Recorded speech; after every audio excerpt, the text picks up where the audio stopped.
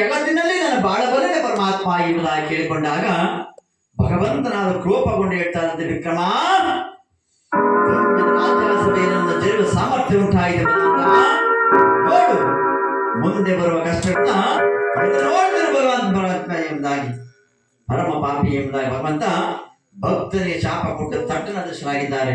ರಮಾರಮಣ ಗೋವಿಂದ.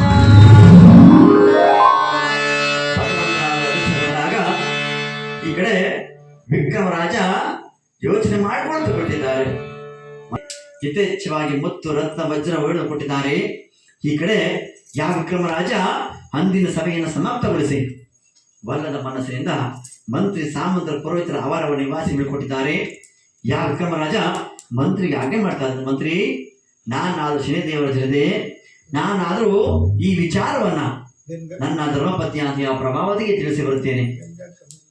ಮಂತ್ರಿ ನಾನು ತಿಳಿಸಿ ಬರ್ತೇನೆ, ನಾನು ಬರುವ ತನಕ ರಾಜ್ಯದ ಕಡೆ ಎಚ್ಚರ ಎಂಬುದಾಗಿ ತಿಳಿಸಿ. ಯಾವ ವಿಕ್ರಮರಾಜ ಶನಿದೇವರು ಧ್ಯಾನ ಮಾಡ್ತಾ ಆ ಅಂತಃಪುರದ ಕಡೆ ಯಾವ ರೀತಿ ಹೋಗ್ತಾ ಇದ್ರೆ, ರಮಾರಮಣ ಗೋವಿಂದ.